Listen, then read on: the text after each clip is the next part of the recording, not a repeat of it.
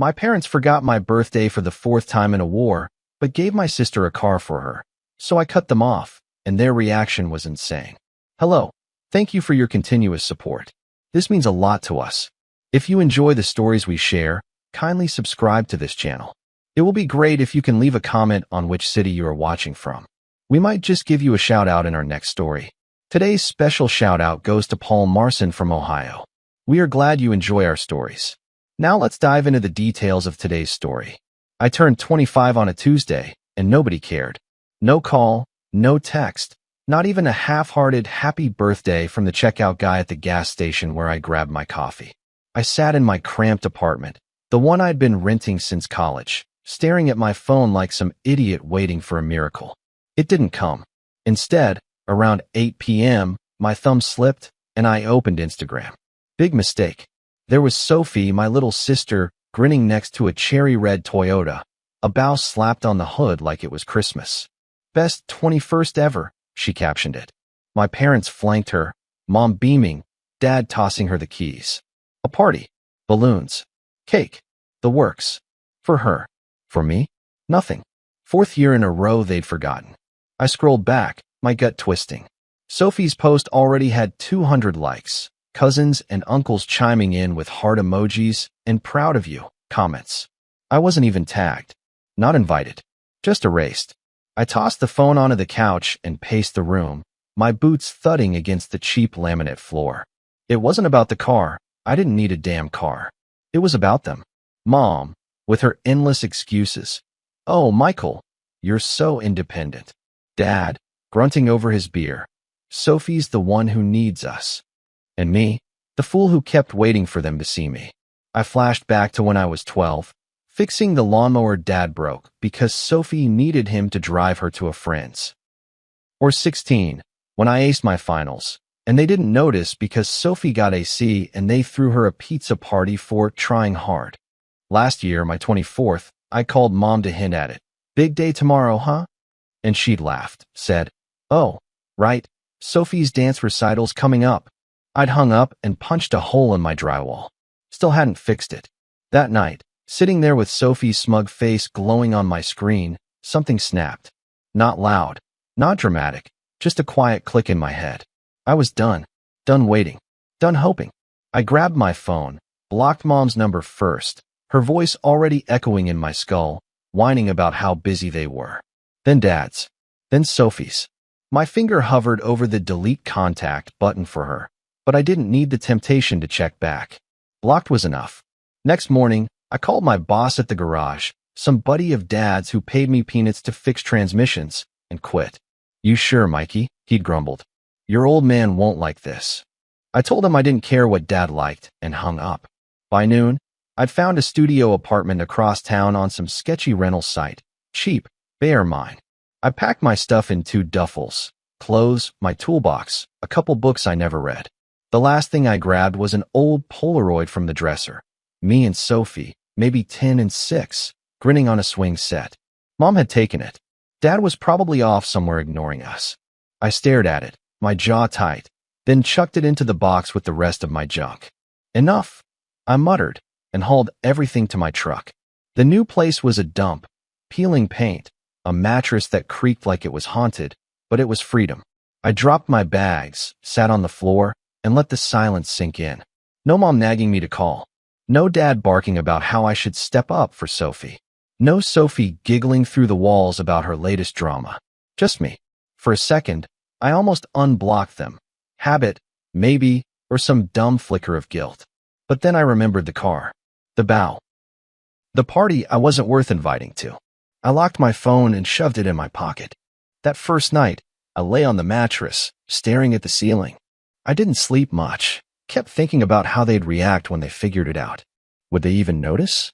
Probably not until Sophie needed something and I wasn't there to fix it. I pictured Mom's face, all pinched and teary, like she was the victim.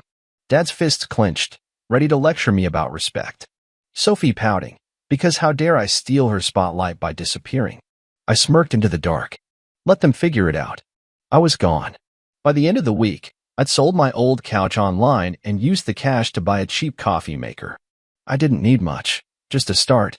I'd find a job, something that wasn't tied to Dad's greasy fingerprints. I didn't know what came next, but I knew one thing. I wasn't going back. Not to that house. Not to that life. Not to being the ghost they stepped over to get to Sophie. I was out, and they'd have to deal with it. The first week in the new place felt like holding my breath. I'd wake up, half expecting Mom to bang on the door or Dad to call me an idiot for bailing. Nothing. Just quiet. I didn't mind it. It gave me room to think, to figure out who I was when I wasn't their errand boy. I needed cash, though, so I hit the pavement looking for work. Found it at a salvage yard on the edge of town, rusted hulks of cars stacked like tombstones, run by a guy named Tony who didn't ask questions. You know engines? He grunted. I nodded. Start tomorrow. That was it. No Dad's buddy breathing down my neck. Just me and the machines. First day, I met Ezra. He was leaning against a busted Chevy, arms crossed, tattoos snaking up his neck. Looked like he'd been born with a wrench in his hand. You're the new guy, he said, not a question. I shrugged, and he smirked. Don't talk much, huh? Good. Less bullshit. I liked him already. He didn't pry, just handed me a socket wrench and pointed at a pickup with a seized engine. We worked in sync, him cussing at bolts, me tearing into the guts of it. Felt right, like I could breathe again. 2 weeks passed like that. No word from Mom, Dad, or Sophie. I'd blocked them, sure, but part of me figured they'd find a way, through a cousin, maybe, or one of Dad's loudmouth friends. Nothing. I started to think they hadn't even noticed I was gone. Then, one afternoon, I was elbow deep in a carburetor when my phone buzzed. Old voicemail, pre-block. I should have ignored it, but curiosity won. I wiped my hands and hit play. Sophie's voice chirped through. Hey, Mikey, you didn't like my car post. Rude much? Mom's freaking out. Says you're ignoring us. Call her, Kay. I snorted. 2 weeks, and that's what got their attention. Sophie's ego bruised because I didn't kiss her digital ass. Next message was Mom, right on cue. Michael, what's going on? Sophie's upset, and I haven't heard from you. After all we've done, this is how you act. Her voice cracked like she was auditioning for a soap opera. I deleted it mid-sentence. Then my inbox lit up. Text from an unblocked cousin, Mark. Dude, your mom's losing it. Says you're breaking her heart. What's up? I didn't reply. Let her lose it. Dad's turn came later. Mark forwarded me a rant. That kid's ungrateful. Always has been. Tell him to get his head straight. I laughed, bitter. Ungrateful for what? Fixing their crap while they threw Sophie parades? By night, it spread. Sophie posted a TikTok, her in the Toyota, pouting, caption, when your own family turns on you. Comments piled up. Stay strong, girl. Who'd do that to you? She didn't name me, but she didn't have to. Aunt Linda called me next, voice all syrupy. Michael, your parents are worried. Family's family, you know. I hung up. They weren't worried. They were pissed I'd stopped playing my part. I tossed the phone on my mattress and stared at the ceiling, chest tight. I'd wanted them to notice, hadn't I? Now they had, and it was all about them. Next day at the yard, I was off, dropped a wrench twice, snapped at Tony when he asked about a fender. Ezra noticed. He leaned over the pickup's hood, eyes sharp. You're wound tight, man. Spill it. I didn't want to, but it came out anyway. Sophie's car, the forgotten birthdays, the guilt trips. He listened, didn't flinch. Sounds like my old man, he said when I finished. Cut him off years ago. Best thing I ever did. I blinked. You don't miss him? He shrugged. Not the version who made me feel like shit. That stuck with me. He jerked his head toward a corner of the yard. Come on. I followed him to a heap of twisted metal, a motorcycle, frame bent, tires flat. Been meaning to rebuild this. You in? I hesitated, then nodded. We hauled it to the shop, and for the next few hours, it was just us and the bike, stripping bolts, prying off rust. My hands moved like they knew what to do, and the knot in my gut loosened. Escape plan. I muttered, half to myself. Ezra grinned. Damn right. That night, alone again, I felt it, the weight of their silence turning into noise. They'd noticed I was gone, but not because they missed me. Because I'd stopped being useful. Mom's fake tears, Dad's bluster, Sophie's little show, it was all the same gang. I wasn't playing anymore. I grabbed a beer from the mini fridge, cracked it open, and sat by the window. The motorcycle flashed in my head, something mine, something real. They could scream all they wanted. I wasn't coming back. 3 weeks into the new gig, I started to feel solid. The salvage yard was my turf now, grease under my nails, the hum of engines in my ears. Ezra and I had the motorcycle half torn apart, its guts spread across a workbench like a puzzle we'd cracked together. I'd even named it in my head, the Unseen, because it was beat up and ignored, just like me. That Friday, I was tightening a bolt on a customer's radiator when Tony yelled across the lot, "Mike, you got visitors." I froze. No one knew I worked here. Unless I straightened up, wiping my hands on a rag, and there she was, Mom, marching through the yard like she owned it. Her mascara was already streaking, a performance ready to roll. Dad trailed her, face red, fist balled up. And Sophie, goddamn Sophie, hovered behind them, phone out, filming like this was her next viral hit. My stomach dropped. "Michael," Mom wailed, loud enough to turn heads. "How could you do this to us?" Customers gawked from the pickup line. Tony raised an eyebrow but stayed put. I wanted to bolt, but my boots wouldn't move. "Do what?" I said, keeping my voice flat. She flung her arms out. "Disappear. Ignore us. Sophie's devastated, and your father's beside himself." Dad snorted, stepping closer. "You think you can just walk out, boy? After everything?" I almost laughed. "Everything? Like what? Leaving me to fend for myself while they polish Sophie's halo?" I glanced at her. She smirked, angling her phone for the best shot. That's when I saw red. "Everything?" I snapped, stepping forward. "You mean like forgetting my birthday for years straight? Or missing my graduation because Sophie had a dance rehearsal? Or how about that car?" I jabbed a finger at her Toyota, parked crooked by the gate. "You threw a party for, while I got nothing." Mom gasped, clutching her chest like I'd stabbed her. "That's not fair, Michael. We've always what?" I cut her off. "Ignored me?" "Yeah, I noticed." Dad lunged in, voice booming. "Watch your tone. We raised you, fed you, and forgot me." I shot back. Every time Sophie whined, I was the one picking up the pieces. "Her bike broke? I fixed it. Your sink clogged? I crawled under it. And you," I turned to Mom, "you'd pat her head and tell me I was fine." I wasn't fine. My voice cracked, and I hated it, but I couldn't stop. I was invisible. "And you didn't care until I stopped being your damn handyman." Sophie giggled, actually giggled, and I lost it. "What's so funny?" I barked. She shrugged, still filming. "You're just mad you didn't get a car." That was it. I wheeled on her. "I don't want your stupid car. I wanted a family who gave a damn. You got the keys, the party, the love, and I got a hole in my wall from waiting for you all to remember me." The yard went quiet. Even the air felt heavy. Mom sobbed harder, Dad glared, but Sophie just zoomed in, like I was her reality TV star. Ezra appeared then, stepping between us, wrench in hand. "Back off," he told Dad, calm but firm. "He's working." Dad puffed up, but Tony hollered, "Take it outside, folks." Mom grabbed my arm, pleading, "Michael, come home. We're a family." I yanked free. "You don't get to cry now," I said, low and cold. "You didn't even know I was gone till Sophie threw a fit. I'm done." I turned away, chest heaving, and walked back to the shop. Sophie called after me, "This is going online." I didn't look back. Inside, I grabbed a hammer and started smashing a dented fender over and over, metal screaming under my swings.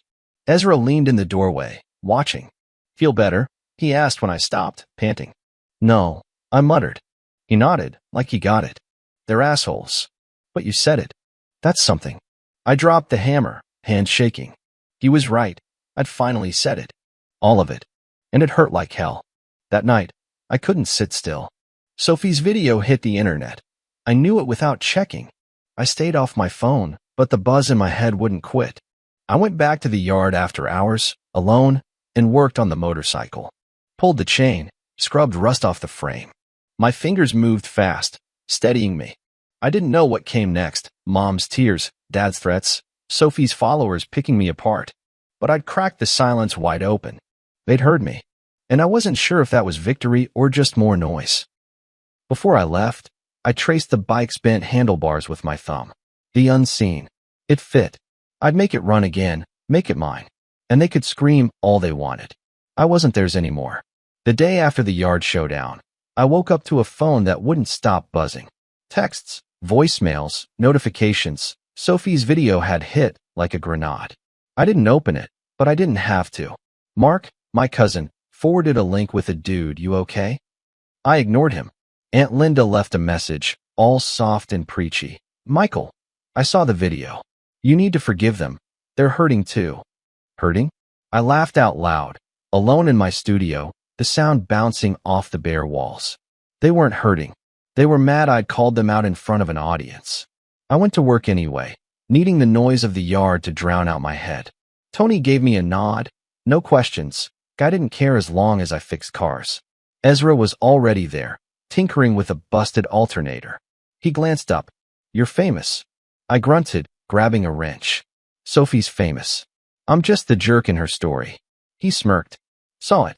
You're trending under family drama. Half the comments say you're a badass. Half say you're a crybaby. I tightened a bolt too hard, stripping it. Great. By lunch, I couldn't dodge it. Some coworker, Jake, loudmouth with a buzz cut, shoved his phone in my face. There I was, yelling at Mom. Dad looming, Sophie's smug zoom in on my face mid-rant. 2 million views. Comments scrolled fast. He's ungrateful AF. No wonder they forgot him. Dude's got a point. Favoritism sucks. Jake grinned. You're a meme now, Grayson. I shoved the phone back. Good for me. But my chest felt tight, like I couldn't get enough air. That night, I sat on my mattress, staring at the wall. The video played in my skull anyway. Mom's fake sobs, Dad's growl, my own voice breaking. I'd wanted them to hear me, but this? Strangers picking me apart, Sophie raking in likes. It wasn't what I'd pictured. I grabbed my keys and headed to the yard. The motorcycle waited, half-built, its frame gleaming where weeds scrubbed the rust. I started working, tightened the chain, bolted on a new bracket. My hands knew what to do, even if my head didn't. Ezra showed up an hour later, unannounced. He leaned against the workbench, arms crossed. You're brooding, he said. I kept my eyes on the bike. Just working. He snorted. Bull. You're replaying that fight, wondering if you're the asshole. I stopped, wrench mid-turn, and glared at him. What's your point? He stepped closer. My point is you're still letting them run the show. They've got you doubting yourself, same as they always did. I wanted to argue, but he wasn't wrong. I'd spent years proving I didn't need them. Good grades, steady jobs, fixing their messes, and they'd still picked Sophie. Now I'd screamed it to the world, and half the world called me selfish. Was I? I dropped the wrench, ran a hand through my hair. I just wanted them to see me, you know? Not this. Ezra nodded, slow. Yeah, I get it. My dad was the same. Big shot who didn't give a damn till I walked. Took me years to stop caring what he thought. That hit me. How'd you do it? I asked. He shrugged. Built my own life. Stopped looking back. He tapped the motorcycle with his boot. This is yours. They don't own it. They don't own you. I looked at the bike, the unseen, and something clicked. I'd been chasing their approval, even when I cut them off. The fight, the video, my anger, it was all still about them. Next day, I finished the bike with Ezra. We mounted the tires, hooked up the fuel line, tested the throttle. It growled to life, rough but alive. I grabbed a welder from the shop, etched "I am enough" onto a small steel plate, and bolted it to the frame. Not flashy, just mine. I snapped a photo, printed it at a corner store, and mailed it to Mom and Dad's address. No note, no explanation. It wasn't for them to understand. It was for me to let go. That night, I rode it for the first time. The engine roared under me, vibrating through my bones. I took it slow around the block, then faster, the lights blurring past. For once, I wasn't thinking about Mom's tears or Dad's lectures or Sophie's smirk. I wasn't the forgotten kid, the fixer, the ghost. I was just Michael, and that was enough. The video could burn online. The family could talk. They didn't get to define me anymore. I'd built this. I'd earned this. And I wasn't looking back. I packed light the day I left. 2 duffels, same ones I'd hauled to the studio, stuffed with clothes, my toolbox, and a couple protein bars I'd grabbed from the gas station. The motorcycle sat outside, gleaming under the streetlight, its engine still warm from a test run. The unseen. My hands had rebuilt it, piece by piece, and that little plate, "I am enough," caught the light every time I glanced at it. I didn't know where I was going, just that I was done staying. The yard job was solid, but I'd told Tony I was out. He'd grunted, "Good luck, kid," and that was that. Ezra met me at the shop before I rolled. He leaned against the gate, arms crossed. That smirk of his sharper than ever. "You're really doing it," he said. I nodded, strapping the bags to the bike. "Yeah, need a change." He didn't ask where or why, just tossed me a spare wrench from his pocket. "For the road. Don't break down on me." I caught it, grinning. "Thanks, man. For everything." He shrugged. "Keep in touch. Or don't.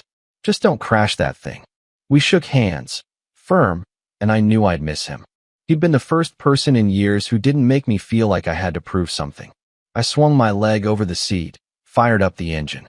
It snarled to life, louder than ever, and I felt it rumble through me. My bones, my chest, my head. The yard faded behind me as I pulled onto the street, tires humming against asphalt. I didn't have a map, didn't need one. West, maybe, or south, somewhere new. The buzz of my phone had died down since the video peaked.